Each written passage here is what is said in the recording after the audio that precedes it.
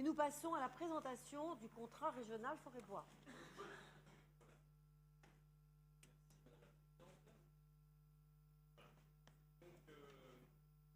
Briand disait les forêts précèdent les hommes, les déserts les suivent.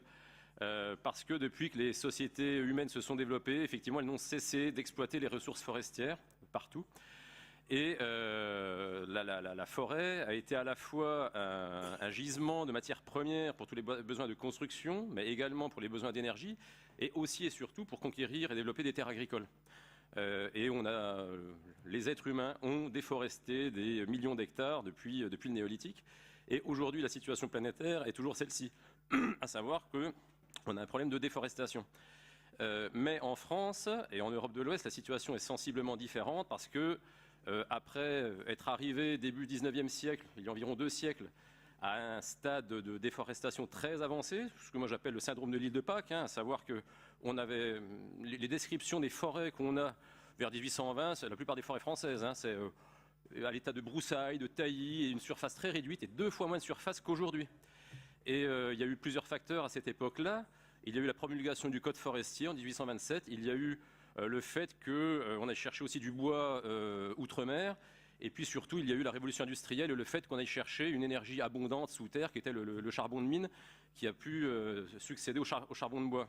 Ce qui a permis aux forêts françaises et d'Europe de l'Ouest de souffler. Et donc depuis 200 ans, on est sur une phase de recapitalisation de nos forêts.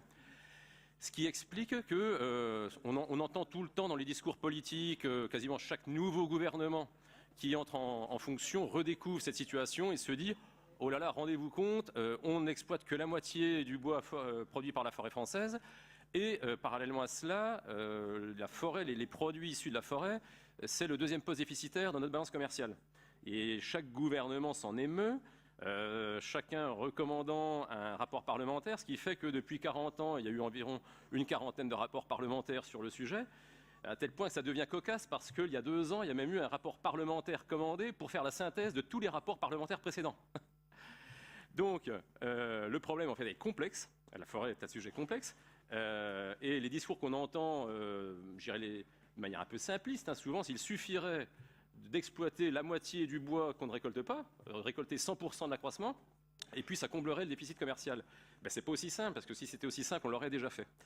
Alors, je ne vais pas développer plus que ça, mais tout ça pour dire que le cadre aujourd'hui dans lequel nous intervenons, c'est le programme national de la forêt et du bois, et depuis 2014, pour la première fois, l'État a accepté de partager cette compétence avec les régions. Donc depuis 2016 maintenant, dans toutes les régions, l'État et les régions, les conseils régionaux en copilotage, ont dû élaborer un programme régional de la forêt et du bois. Parallèlement à cela, côté ministère de l'Industrie, il avait été demandé aux acteurs de la filière bois de construire des contrats stratégiques de filière. Donc ça concernait plutôt l'aval. Et nous, le choix que nous avons fait en Bourgogne-Franche-Comté, avec l'État, donc la DRAF, et puis l'interprofession, ça a été de mener ces 2 travaux de front conjointement. On n'allait pas s'amuser à faire l'exercice en double. Donc nous avons fusionné le programme régional de la forêt et du bois avec le contrat stratégique de filière, ce que nous avons baptisé le contrat régional forêt-bois. Donc nous avons démarré ces travaux il y a bientôt 3 ans. Ça s'est remarquablement bien passé. Ça a été un exercice tout à fait collégial, partenarial. J'ai la grande fierté de pouvoir vous dire que nous sommes la région de France où ce travail a avancé le plus rapidement.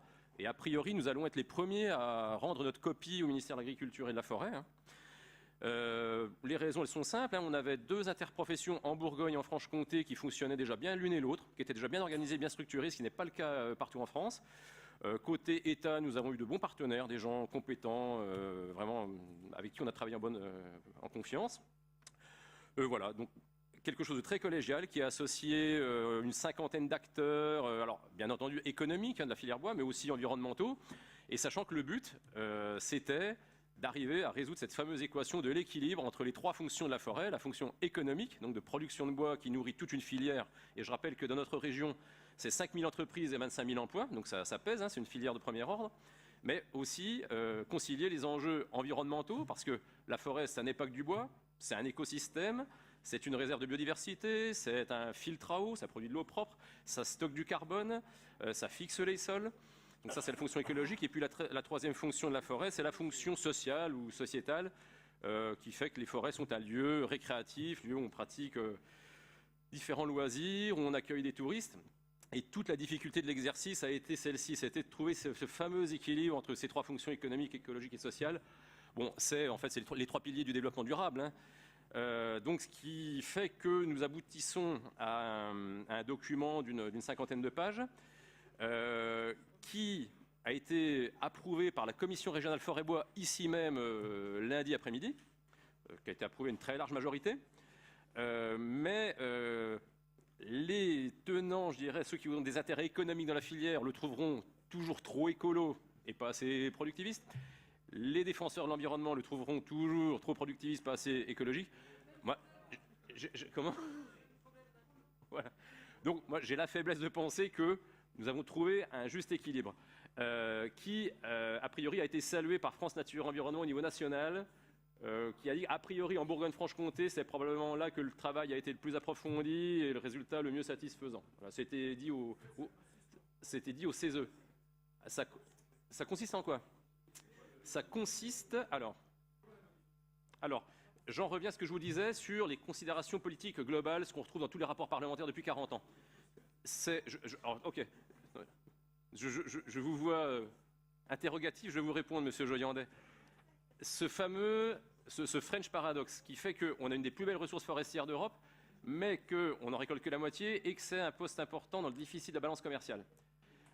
Notre objectif, c'est d'essayer de résoudre ce paradoxe. Donc le premier enjeu, c'est d'identifier là où il y a de la ressource exploitable qui n'est pas exploitée, qui devrait l'être, qui ne l'est pas. C'est pour ça que moi j'ai pour habitude de dire, on doit récolter tout le bois qui doit l'être, mais rien que le bois qui doit l'être. Parce que si on ne récolte que la moitié du bois produit chaque année, il y a de bonnes raisons. La première raison, c'est que, comme je vous l'expliquais, on est en phase de recapitalisation de la forêt française depuis 200 ans. Donc il est normal qu'on ne récolte pas tout le bois produit par la forêt chaque année. C'est normal, on recapitalise. La deuxième raison, c'est qu'il y a eu un biais sur la méthode d'évaluation. Et on se rend compte aujourd'hui, et alors là aussi c'est une fierté qu'on peut avoir en Bourgogne-Franche-Comté, c'est que l'exercice s'est tellement bien passé, il y a eu un tel consensus des acteurs locaux pour dire que sur le bois d'œuvre feuillu, on estimait que les chiffres demandés par le ministère au niveau national n'étaient pas les bons. Et on a réussi à le démontrer. Alors ce qui remet en cause, c'est pas rien, c'est une petite révolution, hein, c'est en train de remettre en cause la méthode d'évaluation de la ressource forestière à l'échelle nationale. On est en train de réajuster. Donc on surévaluait probablement donc, la production forestière. Il y a encore deux autres raisons pour lesquelles on n'exploite pas tout le bois produit. C'est que tout simplement une grande partie de la surface forestière reconquise depuis plus d'un siècle en France, elle a été dans les zones de montagne, c'est dû à la déprise agricole, et que là, donc il y a une double cause, à la fois l'escarpement qui fait que aujourd'hui on a beaucoup de forêts en France qui ne sont pas économiquement exploitables. La valeur du bois sur pied est négative. Il faudrait payer, le propriétaire devrait payer pour qu'on vienne chercher son bois. Donc ce bois-là n'est pas exploitable aujourd'hui. Et puis la quatrième facteur, c'est le morcellement. Là où il y a eu plus de déprises agricoles, dans ces fameuses zones de montagne notamment, on a une propriété privée hyper morcelée, donc difficilement gérable, difficilement exploitable. Donc on a 4 bonnes raisons pour lesquelles on sous-exploite, enfin on n'exploite pas 100% de la production annuelle. Mais ça ne veut pas dire qu'on ne peut pas mieux faire. Effectivement, je pense qu'on peut sans doute un peu mieux faire. On peut récolter plus de bois. Et l'enjeu derrière, tout simplement, c'est de créer des emplois.